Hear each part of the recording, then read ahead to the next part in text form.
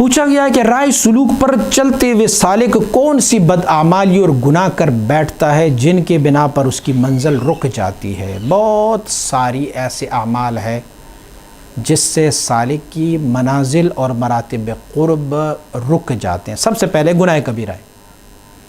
گناہ کبیرہ کر بیٹھے تو ان کی منازل قرب اور مراتب وصل جو ہے وہ رک جاتے ہیں۔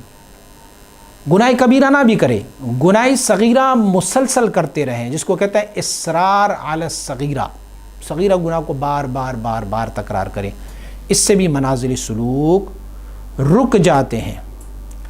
انانیت ایک بہت بڑی چیز ہے کہ سالک میں جب انا آ جاتی ہے تو اس سے بھی وہ مراتب سلوک ان کی رک جاتی ہے۔ تکبر اگرچہ گناہ کبیرہ بھی ہے، لیکن گناہ کبیرہ میں یہ شامل بھی ہے، لیکن اس سے بھی ان کی مراتب قرب جو ہے وہ رک جاتے ہیں۔ اسی طرح طریقت کی اصولوں کی خلاف ورزی کرتے ہوئے بھی اس کے مراتب رک جاتے ہیں۔ طریقت کے اصول ہوتے ہیں ان اصولوں میں جو ہے نا وہ اکثر و بیشتر شیخ ان کو جو طریقہ بتاتے ہیں اس طریقے کے وہ خلاف کر بیٹھے تو ان کے منازل رک جاتے ہیں۔ اسی طرح شریعت کے احکام میں سستی کریں تو تب بھی، اور حرام پر وہ تھوڑا سا بھی مبتلا رہیں گے تو ایک لقمہ بھی حرام کا اٹھا کے کھائیں گے تو بھی ان کے منازل سلوک رک جاتے ہیں۔ ترک ذرۃ من الحرام خیر من عبادت الثقلین، ایک ذرہ حرام کو چھوڑ دینا یہ جن و انس کی عبادت سے افضل ہے۔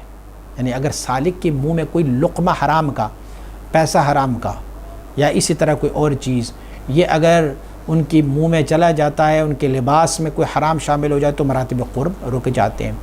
مجھ سے ایک بندے نے سوال پوچھا، ہمارے دور میں معین الدین چشتی اجمیری کیوں نہیں ہے؟ شیخ عبد القادر جیلانی کیوں نہیں ہے؟ حضرت شیخ شہاب الدین سہروردی کیوں نہیں ہے؟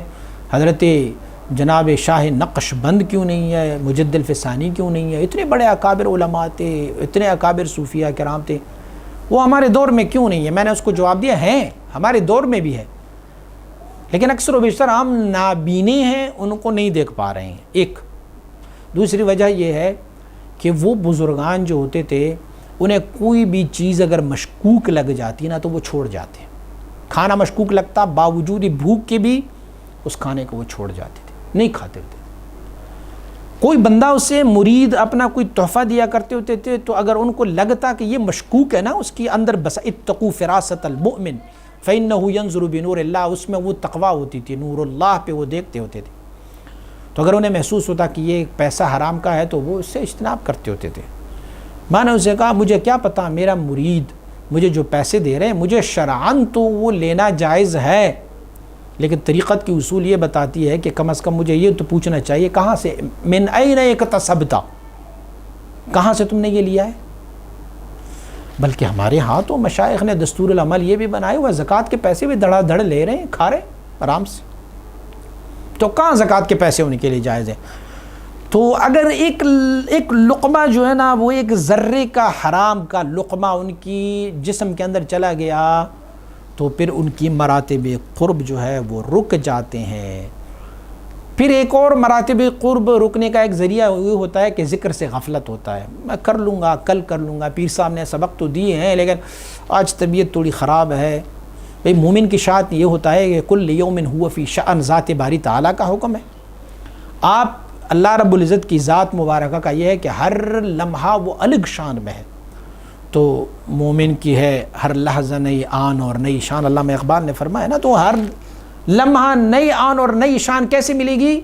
کہ جب وہ ہر لمحہ اس ذکر میں لگتا رہے گا، تو جب ذکر کرتے جائیں گے تو ان کی درجات فوق، ذکر سٹاپ، مراتب قرب سٹاپ، بس یہ ہوگا۔ آج طبیعت خراب ہے، آج یہ ذکر میں سستی اور غفلت جو ہے یہ بھی مراتب قرب کو روک دیتی ہے۔ اور جو مین پوائنٹ ہے وہ یہ ہے کہ شیخ کی بے ادبی، بس اپنے شیخ کے ساتھ بے ادبی کی جو وہ اعمال سر انجام دے دیتے ہیں اس سے بھی ان کی مراتب قرب رک جاتے۔ مجد الفسانی رحمۃ اللہ تعالی نے فرمایا الطریقۃ کلھا ادب، یا پھر الطریق کلہ ادب، طریقہ سارے کا سارا ادب ہی ادب ہے. ایچ بے ادبی بخدا نہ رسد, فرمایا کوئی بھی بے ادب جو ہے وہ اللہ کا وصل و قرب نہیں پا سکتا. اور ایک اور وجہ بھی کہ پیر بھائیوں کی بے ادبی کر لے, پیر بھائیوں کے ساتھ عناد اور بغض رکھیں, یہ بھی ان کی مراتب قرب کو روک دیتے ہیں. اپنے آپ کو کسی اور سے برتر اور بڑھتر تصور کرے, میں تو ایسا ہوں, میں تو خلیفہ صاحب ہوں, میں ایسے ذکر کرتا ہوں. مزید اگر آپ نے پڑھنا ہے تو مکتوبات امام ربانی مکتوب نمبر 292 جلد اول اور انوار قدسیہ کو پڑھیں گے تو آپ کو پتہ چلے گا کہ مراتب قرب کیسے کیسے رک جاتے ہیں.